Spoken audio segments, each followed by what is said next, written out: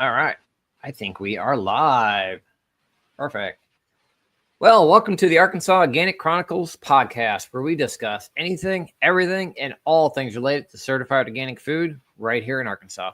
I'm Joe Hannon, production instructor at the Calf Farm School, and with me today is Luke Freeman, our top transition to organic partnership program coordinator for Calf. That totally rolls off the tongue. That is a mouthful. Hey, everybody. Hi, everybody. Hi, Luke. Thanks for joining us today. And boy, we got a lot to talk about today here, Luke. So let's, I guess, just get right on. All right, let's jump into it. Yeah. So again, thanks everybody for listening live today. Obviously, we're not on the farm. Not a great day to go outside with electronics. It's at least it's raining where I'm at here. So, is it raining there, Luke? Oh yeah, it's raining. Yeah, people might hear it. I don't know if the mic's picking it up, but yeah, it's good. We need the rain, so I'm happy about it. It is. So, well, I feel like we're in summer. I think that hit last time, and I definitely like summer because we kind of get into that regular summer grind, and we have challenges to deal with each year, but for the most part, they're kind of the same challenges year in and year out. And I think that today's episode kind of reflects that of we have an average, whatever average is, summer here in Arkansas. Do you kind of feel the same way? Yeah, the spring was different. It was very mild, very wet, and I kept waiting for the tap to turn off, for it to get hot and humid. Here we are, hot and humid. So I feel like it took a little longer than I was expecting. But yeah, this is an Arkansas summer, all right. Though, I mean, the rain we're getting, we're getting decent rainfall. Yeah. So that feels a little different. It's not as dry as it has been in previous years. Yeah, it's kind of a nice change to actually have rain going into that all the way into July and getting some here in July. And I'm gonna skip down to my notes here a little bit, but it seems like we're gonna at least have some rainfall events here as we go into the rest of the summer, July and August. So, Luke, how close do you kind of follow like the NOAA, National Weather Service, short, long-term weather predictions and things like that? Do you kind of watch them much, or? No, I'm pretty bad at that. Just because of my life situation with being covered up with kids at home, I'm just lucky to check the forecast for the day. Fair. No, but I'm really interested to hear how you use that tool. I mean, I don't check it as often as I should. I probably should check it once a month when they update the short and long terms. But just looking at it currently at the 2-week forecast for precipitation and temperature, and then kind of like the seasonal, so like July, August kind of prediction. What they're calling for is it to stay right about at normal or just above normal temperature wise. So this 85 to 95 is probably going to hang out for a while, but maybe not see a whole lot of 100-degree days or like weeks of 100-degree days like we did a couple years ago. And that's also predicting that we're going to kind of continue to have some of this rainfall, just a little bit above average rainfall, which, I kind of interpret that as this time of year, we get thunder showers, and we're going to continue to see some spotty thunder showers. So it's possible that some places get a little bit dry because they missed some showers, and there's possible places like Calf is a little wet and a little weedy because we keep getting all of those thunder showers. So I don't know. You say the tap turned off, but the tap hasn't turned off maybe this year. It's maybe just kind of, maybe it's dialing back a little bit. Yeah, that's right. But again, I come in and it's been 3 years of drought before I get to this year since moving here. So yeah, and all this rain's great for weed control, isn't it? Oh, it's great. I don't know anybody that is super happy about their weed pressure right now. God. Oh, what a mess. Those weeds are loving this weather. It's like enough rain to keep them growing, and then all the sunshine. Man. Yeah. I don't know if you had been out to Calf at all here a couple weeks ago, but like as soon as we got done with that cabbage or the weed management field day, and then the farm team, Kaylin and team got the brassicas harvested, it got so wet that they couldn't get back in to get plastic pulled up easily. And so it ended up being like we got all this great weed control all season long, and then it got too wet to get a tractor in, and they still ended up having an absolute weedy mess to deal with. Oh no. Yeah, Did they have the plastic out yet? I think the plastic got out, but I think they had to go through and basically recultivate everything. But some of it was so long right up against the edges because they hadn't been able to get in. Basically, from the weed management field day up until just last week, like you couldn't get in with the tractor. It was so bad. Yeah. Oh So, man. I'm not sure if they lifted it by hand or if they were actually able to get in with the tractor and lift it with how weedy it was. Ugh, what a mess. Yeah. And it's the same. Like as you go around, like the small scale field blocks are it's weedy. It's just so weedy. Yeah. Kennan's like, yep, we're just gonna tarp. As much as I don't like tarping, we're just gonna tarp because we have to. Oh. Yeah. Yeah. It's great. Nothing wrong with that. No, nothing wrong with it. And honestly, it's nice to have a little bit of moisture. The crops overall, like, yeah, there's some disease pressure out there, but overall things are looking good. I'd say good. Yeah, yeah. Well, on the topic of weather, what's your go-to weather app?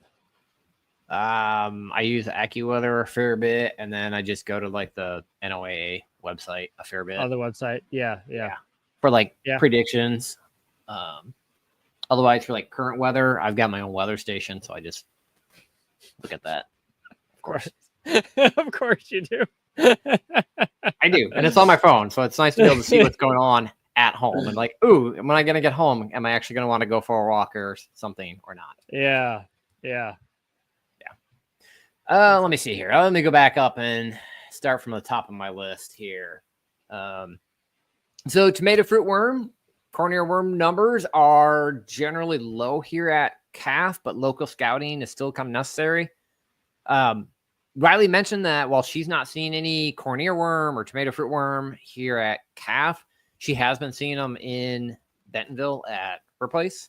Mhm. Around the state, it looks like numbers in Fort Smith, Clarksville, Conway, they're all pretty high, but again, nothing really new there. That's kind of, I'd say that's kind of normal, at least from what I'm used to seeing coming out of there.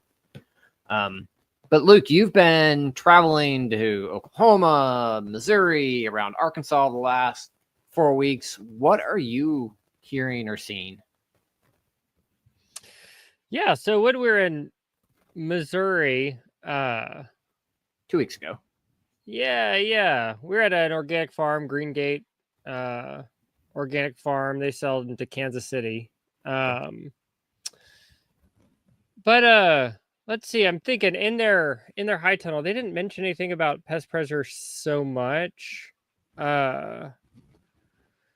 They were just having a big issue with weeds there. Oh, I mean, okay. the weeds were the biggest issue for them at Greengate. I'm thinking about our tomatoes at home. I really am not seeing as much tomato fruit worm as I'm used to. And I haven't seen a single like tobacco hornworm, which is very surprising. Yeah. Some damage. I have seen some fruit damage, like occasional. Maybe there have been like 2 or 3 fruit that I pulled off with fruit worm damage. Yeah, but it's been really light. Yeah, and on that farm tour, I mean, they were mostly talking about weeds. They weren't talking that much about insect pests. Well, and you'd see it. I mean, you can see hornworm, corn earworm damage on the fruit pretty easily. And if you didn't see it, Yeah, and they were growing in high tunnels. yeah. I know that's not foolproof, but No, it's not. And honestly, I don't think a high tunnel is even like remotely foolproof for hornworm and corn earworm, tomato fruit worm, unless you're like netted or something like that. But otherwise, man, they just get in there and it's just boom, boom, boom, boom down the road, down the plants, and just all over the place. Yeah. Though it's interesting. I kept my our brassicas in the garden, longer than I normally do, and I can't tell if it was cabbage looper or what's the other Lepidoptera. The cabbage butterfly, or Yeah. But anyway, ton of damage. I mean, it just they came late and really heavy, and I just ended up pulling out my kale, and by by that point we had harvested the broccoli, so it was ready to come out. But it was surprising how heavy they came on. Yeah.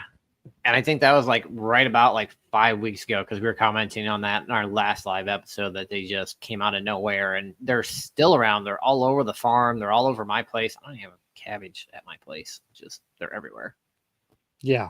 And I ended up getting I had old BT, and so I needed to buy some more, pest control materials. I ended up going with spinosad this year just to Okay. have on hand. I know like BT is the go-to for tomato fruitworm, but I was just thinking about having a good kind of all-around spray, and just for the limited amount I spray, I felt like, yeah, spinosad was a good call. I got the Monterey Garden Spray. Okay. Anyway, but I thought that could be something to talk about because, you seem to be more of a BT guy when it comes to tomato fruitworm. Yeah, I've always had really good success with BT, and that's kind of why I just continue to use it. And the cost is so much cheaper. Mm-hmm. Like spinosad, especially if you're using like a commercial grade product like Entrust, and there's a couple other ones, they're expensive. Like a little pint bottle is $350 to $500, and yes, you're only using a very small amount, but it's pricey. And then you can only use it a couple times a year on a crop. So I try to avoid that one unless I have like a really distinct use for it. But I'm also cheap, so Yeah, that makes sense. And BT is just such a workhorse, and there just aren't a lot of downsides. There isn't. I can go to most garden stores, and what you buy from a garden store is labeled for use on commercial food crops, so you don't have to keep it on hand. It's easy to get. You can get it locally. You can get it locally from stores. You can get it locally from a variety of vendors. It's cheap. It's available. It's effective. Yeah. And another thing that was happening in my garden was I was having a lot of damage from armyworm on. I did a late planting of cucurbits. Yep. So on my cucumbers, I had probably like a 60% fail rate from, my guess is, armyworm. Okay. Also on our late planting of zinnias and cosmos, I mean, they were there in the soil, and they were just, eating the stems. Yep. Especially that these nice tender seedlings. Yeah. So I wanted something to just kind of like drench the planting hole and just make sure I wouldn't have any damage, which was why I went with spinosad. Yep. Just kind of, it was like no survivors kind of strategy. Fair. Not the organic strategy, Luke. It was very targeted application. Targeted application at this little zone. So I haven't used the Entrust or spinosad products too much, but I have used the Dipel, and man, the Dipel can kind of gum up your system pretty good. I always feel like I got to really wash and scrub after using Dipel. Is that pretty similar with the spinosad? The spinosad I use, I mean, for like a garden application, there's Monterey Garden Spray, and it's a liquid. It's super easy to use. Okay. And it doesn't feel like there's much residual in the sprayer. I always wash it out and spray clean water through it. I don't have the same kind of issue as with Entrust. Yeah, I know what you mean. It gets a little gunky. Yeah, well, this Dipel is just, and you got to put a fair bit in a tank, so you can actually tell it's physically there versus like the Entrust or spinosad. Like it's such a small amount, you're kind of just spraying water with some stuff in it. Yeah. So, let me see here. What's your thoughts and feelings on insect netting? I think we talked a little bit about this last go round, but you use any at home or? What I ended up doing when I was noticing all that damage to my seedlings, I covered them up with, I don't have any insect netting on hand. I just use floating row cover because that's what I had. Yeah. And because I also think there could have been some rabbit pressure. So I think it's a great go-to. Honestly, like with if I do an early planting of summer squash, I will definitely keep that thing covered until it flowers, to keep the squash bugs off. But with my late planting, I mean, I'm kind of like, experiencing the benefits of being a gardening procrastinator, Mhm. which is that I don't see any squash bugs or vine borer on my squash. I don't. It also could be a light year for those pests, but It seems to be a little bit of a light year. We're not getting any showing up in our traps, but I think there's definitely been damage out and around the state because, like, some that Caitlin planted a little bit ago, and I think some other folks, some students in class have said they've had some squash vine borer damage. But I think it's kind of come and gone for us now. I mean, it's almost middle of July. It should be kind of a non-issue now for anybody planting late squash. yeah, yeah, yeah, exactly. But No- no, insect. I think insect netting is absolutely fantastic. Yeah. Yeah, especially like for flea beetle. I mean, there's Oh, really yeah. nothing else you Yeah. could do. There organically. isn't, and even at that, you might be better off with row cover in that case. Yeah, Flea yeah, beetle's just so small. yeah, Yeah, exactly. the bigger the insect, the easier it is to work with. But Uh-huh. Yeah, so I love it. And before we had our deer fence around the garden, I would just religiously cover all of my early plantings with row cover to keep the deer Mhm. off. So it's Okay. just good all around crop protection. Yeah, I've had to do that a few times here until I finally put up a fence. Yeah. Yeah, exactly. Poor man's deer fence. Pretty much, and it works, so it's fine. If you Uh, already got row cover, well, let's just use it for everything. yeah, exactly. Need a heavier coat? Just put on 2. One thing I'm not that familiar with. I'd love to hear more of your comment on is Helicovex. Oh, Helicovex. Yeah, I'm not sure Yeah. exactly how to pronounce that. I'll be honest, I have never used it, but it is targeted for corn earworm, tomato fruit worm, for like the real small larvae just after hatch. But it only targets that one insect. So I think it's a bacterial based product that is very, very targeted. I see. Okay. So Yeah. To I just should that know the one cost. I species. looked up the cost a while ago and I can't remember. I was thinking it was more than Dipel, maybe as much as Entrust, but no off target Interesting. issues. Yeah. There's been some research with it in Arkansas here. Actually, some of the good extension pubs and things like that come out of Arkansas looking at it as a product, and it looks to be very effective for that one pest. Mm. And as long as you're targeting small pests. So like if you're using Helicovex for tomato fruit worm, corn earworm control, I think the threshold numbers that you use are going to be a lot less than if you were using threshold for like Dipel or something. Okay. But Okay. like I said, I haven't had the actual pleasure of actually really getting to use it and getting some hands on with it. So Yeah. Yeah. that's That's the downside cool. of being an office junkie now. Right. Yeah. Well, that was a new one for me. So that's really great to hear about. Yeah, it's one Uh, that I've heard about, I've seen on the market, but I just have never really had a chance to actually go use it. Yeah. Yeah.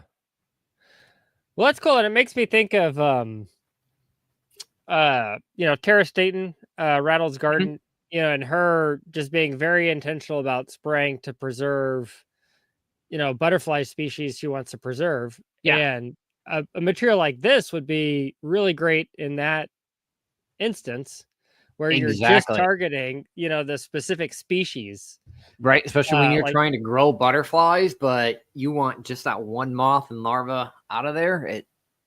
yeah, Yeah, and hopefully we'll see more of these products come along down the road. I know there's several companies that are continuously developing bacterial-based products that are very targeted, and some are wide, broad spectrum. But hopefully we'll see more of these. hmm yeah, very cool. Yeah, problem is it's such a small market when you're limited to like just one I know. pest. Yeah, yeah. But if Exactly. it does work, what Uh-huh. I'd really Yeah. like to see is something like this for like squash bug or harlequin bug. Like you have Oh, a I know. gold mine. That yes, there's a market opportunity there for Yeah. sure. Let me see here. Anything else you want to say on squash vine borer other than they've come, they've gone, they've done their damage, and there's nothing you can do about it at this point? Yeah, I mean, and it's so funny. Like squash bug is, I feel like the number one question I get Yeah. about organic pest control from kind of more gardener types. Yeah. It's like, oh, what do you do about squash bugs? Nothing, or pick them by hand, or Yeah. cover up the plant. But it's just, Yeah. There's not a just lot. I not mean, a good. Pyganic, when they're really, really small, is kind of your only option. Like, yeah. Yeah. And Harlequin bugs aren't much better, though. I think Harlequin bugs, you can use oil on the eggs, or not oil, Okay. soap on the eggs, and see some Okay. positive Okay. egg hatch reductions or whatever you want to call that. But Yeah. yeah, beetles are hard. They're just, Yeah. Yeah. I've never heard an organic farmer like talk about a spray strategy that they're happy with. yeah, Uh, Even getting them young, it just seems like it's yeah, marginal. it is. I think it is. And even when you do get them young, you're still biodinaling. It's just, well, how much crop can I get before it's gone? Yeah. Exactly. Sequence Exactly. planting is your friend. Yeah, yeah, for sure. And yeah, that seems to be the strategy I hear Mhm. more often than any from kind of commercial organic farmers is just plant successions of squash, maybe keep them covered till they bloom, but Yep. it's just kind of stay ahead of the bugs. Get what you can One and thing, mow it down and move on. Yeah. yeah, exactly. One thing that's I've noticed this year I hadn't really seen before was I'm seeing a lot of leaf-footed bug nymphs Hmm. on my tomatoes. They're red nymphs Yeah. With from leaf-footed really bugs. the wide foot, right? Uh-huh. Yeah, Yeah. but in the nymph stage they're red, and I'm just seeing kind of clusters of them on my tomato fruit. Anyway, it's just a kind of an oddity. Interesting. Yeah. I've Yeah, absolutely no idea why. yeah. But They have piercing, sucking mouth parts. I was doing some research. They mhm. can cause some fruit damage, but anyway, it's something it's not common for me to see that, but this year. It's not common at all to see that. Mhm. Yeah. So, Anyway, let me see maybe here. Oh, any before we move on, I don't remember if Tara was talking about this when you were out visiting with her as well, but she was talking about sequencing and spacing out her spring cucurbits and her fall cucurbits for cucumber beetle control as well. And just going like a 4 week period where there are just no cucurbits on farm. Okay. I see. I think she was talking about having just kind of that dead time when there's not a cucurbit on farm, as a really good way to kind of mitigate some of those losses. I thought she That's said good. Mark Kane was kind of doing the same thing. He's Okay. just got a period there where no cucurbits to just kind of break that cycle. Yeah. Yeah, a little cucumber diet in the middle Yeah. of summer. Yep. That's smart. That's smart. So she was saying 4 weeks was that ideal Yeah, gap. it's must be kind of about how it times out by the time you get done with the spring planting, get some dead time, and then still get a fall planting in. Yeah, that's a really good strategy, especially if you want to capture like the early market Mhm. cucumber market. Get some cucumbers to market early and then just kill it And then, instead of just waiting and only having late season cucurbits. yeah, get them Smart. early, and then move on when others have them and you don't.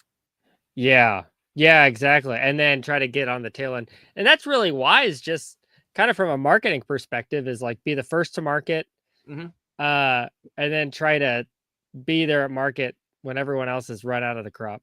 You're Yeah, bringing it. it's So kind of the same way with tomatoes. Get in there with your tomatoes, peppers, cucumbers, get in, have the market, and then clear it out and come back for fall production again. yeah, Just kind of yeah. carve out your own niche. And, you know, Hmm. funny story.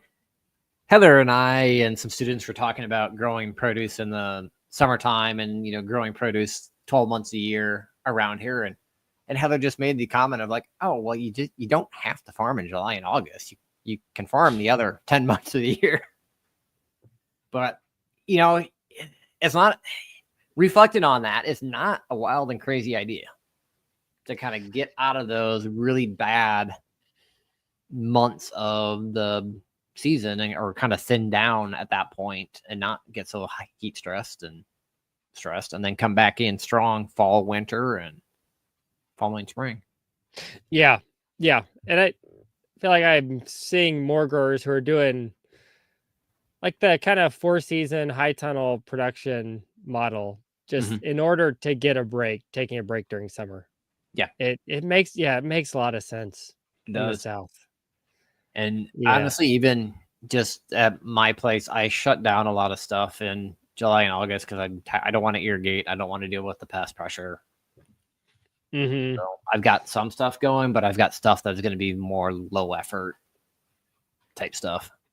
Mm-hmm. So, Yeah, and then from a kind of a soil management perspective, that's a great time to plant a fast-growing cover crop mhm. like sorghum sudan grass, or even a shorter cover crop like buckwheat. I mean, you could really take advantage of that sunshine to grow a really aggressive summer cover crop Yeah. for soil health, and then you take a break and then come Yep. back Have you late seen summer or the fall. sorghum sudan grass at calf that Kaylin has planted? Yeah, I mean, just driving by on Drake, yeah, it's huge. Yeah, it's huge. I was up there the other day. It was, I'm 5'6" or so, and it was probably 6+ foot as you get out into the middle of that. It was massive. But yeah. So good way to accumulate some organic matter and pull up nutrients from the deep Yeah, area. exactly. Yeah, that stuff is insane. It is. It's just absolutely crazy. So. Now, obviously, there are some market issues there. If you're cutting product out during the summer, might be a little harder to maintain some markets, but Yes. definitely Yes. something to consider or think about. Mm-hmm. So Yeah, and I mean the reality is if you're doing like direct to customer marketing, mhm. a lot of people are taking vacations in the summertime. If you have a CSA, it's Yeah. probably pretty inconsistent who's picking up your CSA. So you can even think about it. It really kind of times well with people with kids, families who are Mhm. kind of all over the place in the summertime. And then, they're coming back in August for the school semester to start. So Yeah. I, And I it's could hard to really get see fresh, it working that good way. quality local produce during the wintertime, but we certainly can do it here. So Yeah. Yeah, exactly. Yeah, no, I think it's a great strategy. yeah. Are you ready to move on? Yeah. Cool. Well, you 100% missed a super cool pest management field day a couple weeks ago when we Oh, had a yeah, the drone drone. come in. Yeah. So yeah, you were out traveling. I think you had another event up in Missouri that day. Yes. But we had Joel Jones, who's from Northwest Arkansas, come in with one of his small drones and kind of demonstrate how quickly and easily he can spray an insecticide or fungicide on a half acre of land. It was absolutely crazy. From the time that he started up, went through his checklist, it went out and did the mapping of the field, sprayed it, and came back and landed. What, 15 minutes maybe? It was absolutely crazy. Really. Okay, here's my big question. What's the tank size on a drone like that? And so that one was it a little under 2 gallons, I think. So Okay. you're not having huge water to product volumes, Okay. but very similar. So following like the aerial applicator rates, basically. Yeah. But he did have a larger drone that had more like a 5 gallon or 10 gallon tank or something like that. Okay. But to fly that one that day, we would have had been like 400 or 500 feet away from the drone, like when it was landing and taking off and things. Whereas when he flew a smaller one, we could be up close to the drone and actually, kind of see it and hear it and things. So Okay. Okay. yeah, so he's got larger drones, and there are larger drones that hold larger water volumes and things. But Yeah, for that half acre, was it able to make the entire application with just that 2 gallon tank, or did it have to come back to refill? I think he sprayed it all with the 2 gallon tank. Wow. Yeah. Or granted, we were just spraying cover crop because we didn't want to actually do something on crops, but Yeah. I think that was, yeah. And I don't remember the pricing or anything like that, but it seemed pretty reasonable, especially for like a year this year when you couldn't get into the field some days because it was so wet.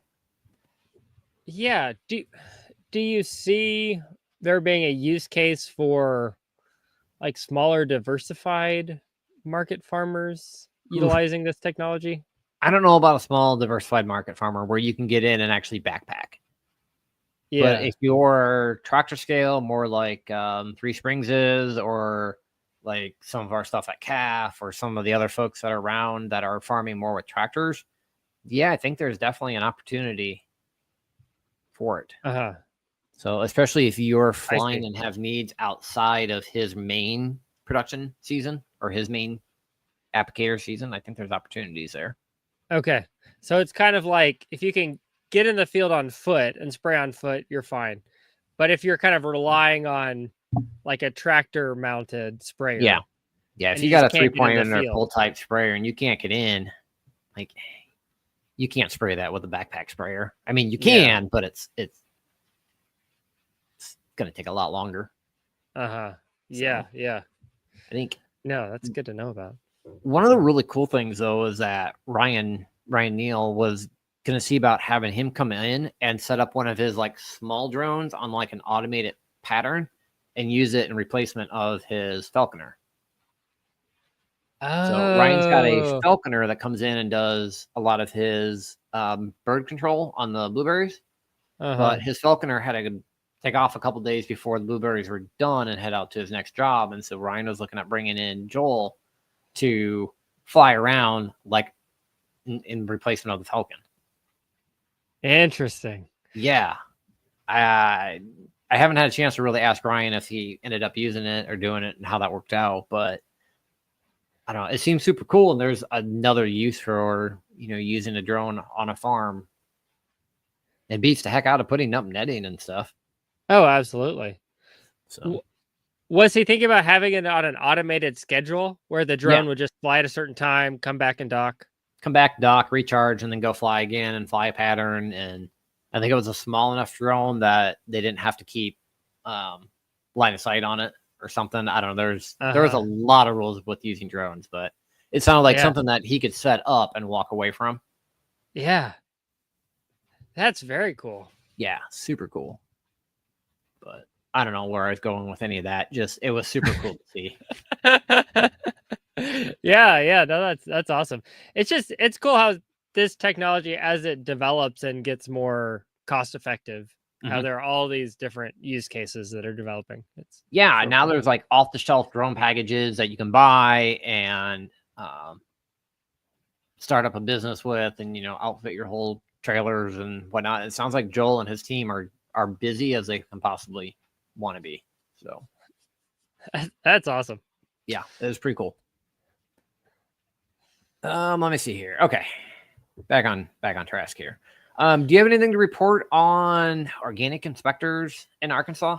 Any news coming that way? Yeah, we got some exciting news on that. Yeah, so I mean, people have been tuning in, have probably heard we've been working on putting together a training for organic inspectors.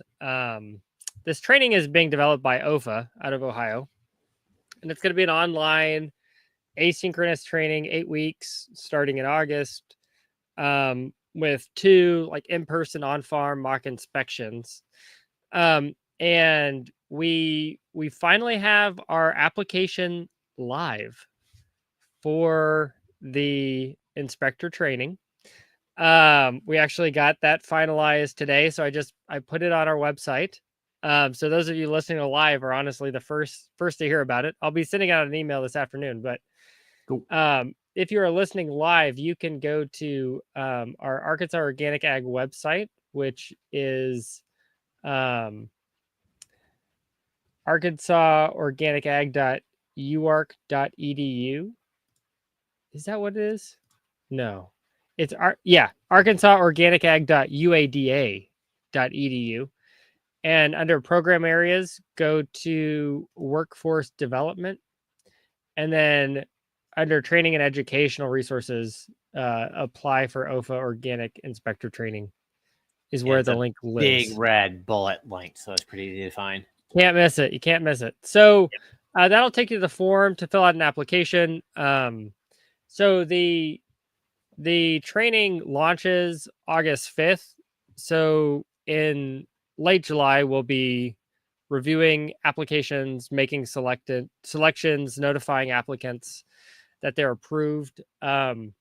we have limited seats. We're looking at about 8 seats for people doing the full training to be fully trained inspectors.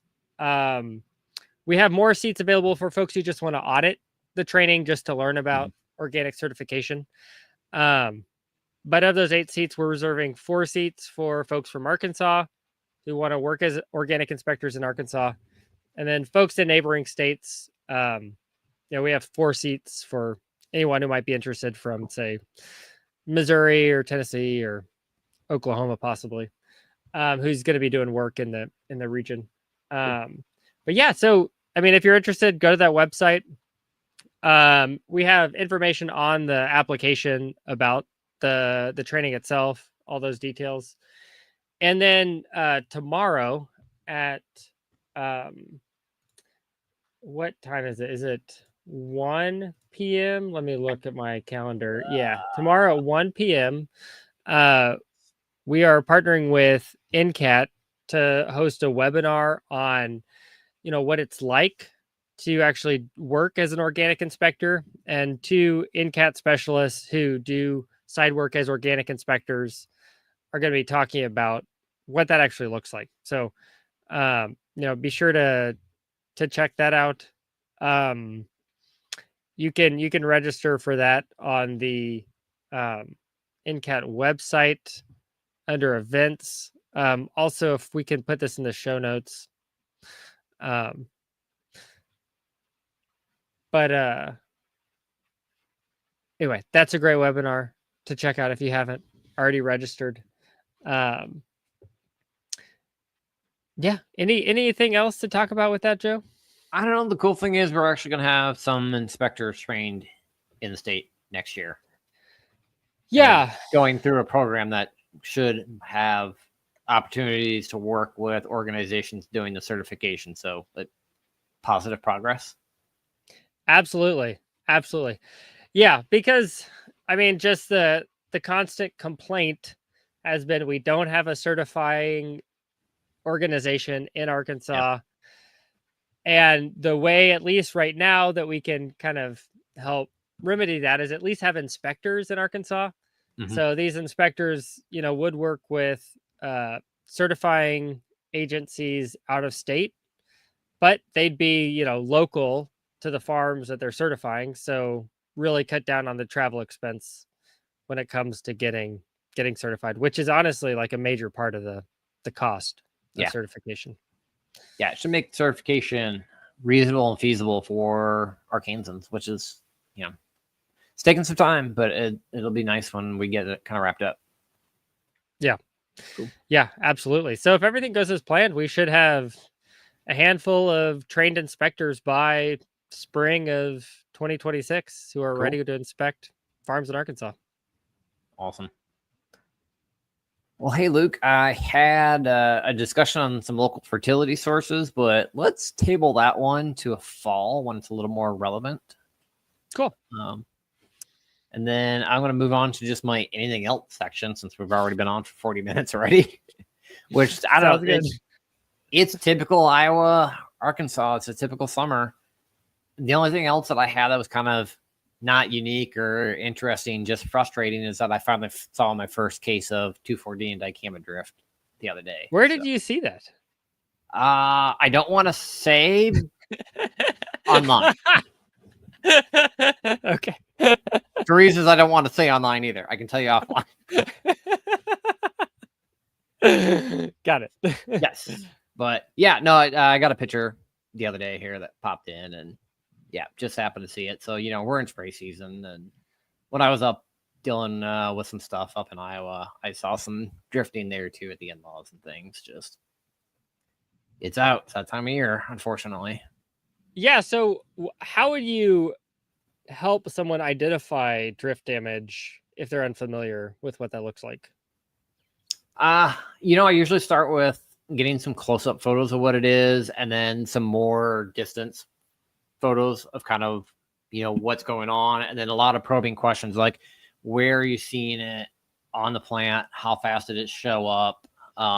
What else are you seeing it on? Is there any other damage kind of in and around? Is it on one side, both sides?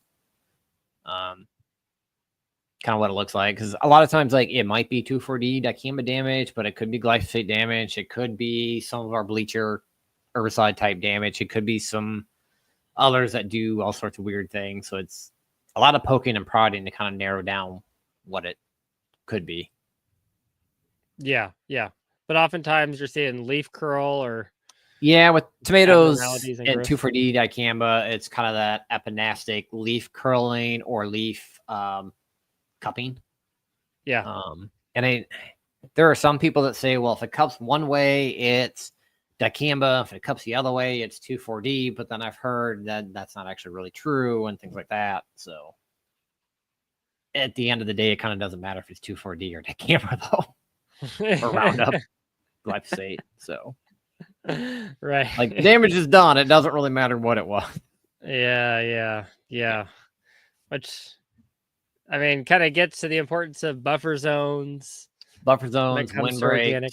Yeah. I think the one that came in that I just saw the other day, they're more in a city or community. And so you've got all of the other people doing landscaping and grass management or, turf management, things like that. So, but I mean, we've even seen it out at CAF before in previous years. And we know it's not coming from the farm because they hadn't sprayed anything yet, or they haven't used that product from, the other side of the farm. But it, who knows where it's necessarily coming from sometimes, because it can travel so far. Mm-hmm.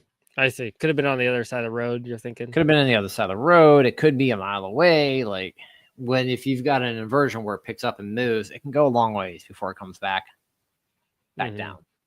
Yeah. And then, you might see it in the tunnel and not see it out in the field, which can totally throw you for a loop, because, the field might be super close to a crop or a road or something that was treated and not show anything, but then the tunnel further away is showing damage, and it's just because it's, in a protected environment and hotter and more likely to uptake it and show it faster. So, I see. Wow. Yeah, I think they say the worst thing you can do if you get drifted in a tunnel is to close it up, because it actually makes it absorb more and makes it worse.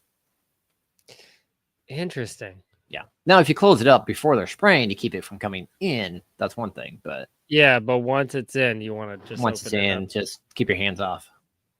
Okay. Yeah. Which, I don't know, pretty common. I see injury in inside tunnels more so than outside, but I also tend to see more tomatoes growing inside than outside. So right. Yeah. But anyway, I don't know. That was a depressing thing, but it's because kind of one of those like, it's July, and yeah, it's my first one. But on the other hand, it made it all the way to July before I saw it this year. So, yeah. Anything else on your end that's been kind of exciting or new or not typical? Yeah. Well, I had a good trip up to Missouri. I know we want to talk about fertilizers more at a later episode.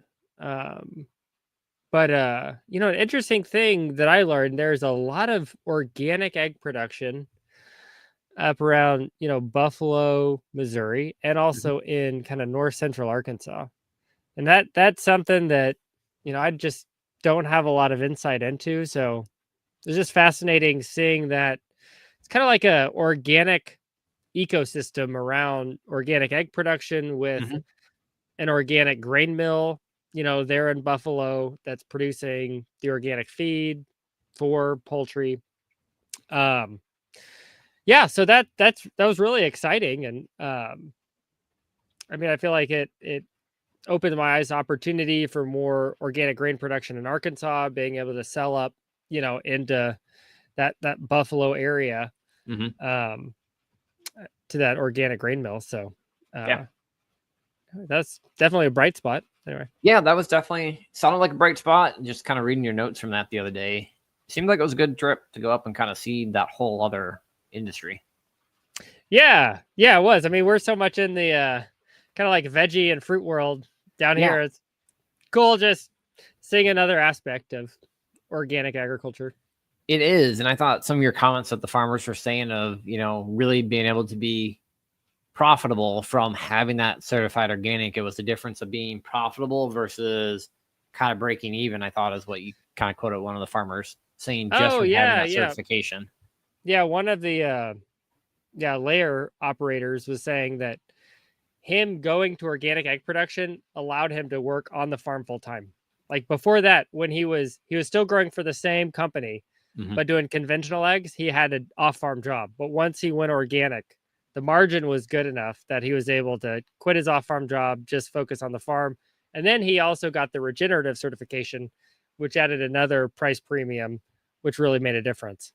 That's so awesome. Yeah, that's another thing, that these labels actually do make a difference for farmers. At least in industries like, the, laying industry, the egg industry, like organic and then regenerative. Like it really makes a difference for farmers, which is cool to hear about. Like it's not just like a marketing gimmick. Yeah, it is nice to see that you are getting a premium and that there is still some opportunities for premium pricing there. Yeah. And revenue generation. That's nice to see. You get paid for that extra effort, at least kind of that learning curve the first 3 years while you're making that transition. Yeah. So cool. Yeah, exactly. All right. I'm out of stuff for today. You got anything else? I think I'm good. I think I'm spent, Joe. All right. Well, I think I'm good too. We're right at 45. So that sounds like a great time to quit. So everybody that tuned in today, thank you for tuning in. I know several people kind of came in and out here today. Stay hydrated, stay safe out there as we go into the rest of July in Arkansas. Luke and I will be back on August 12th talking more hot topics in the organic industry. Not sure exactly what we're going to cover that in 4 weeks, but we'll figure that out the day before, so it's all good.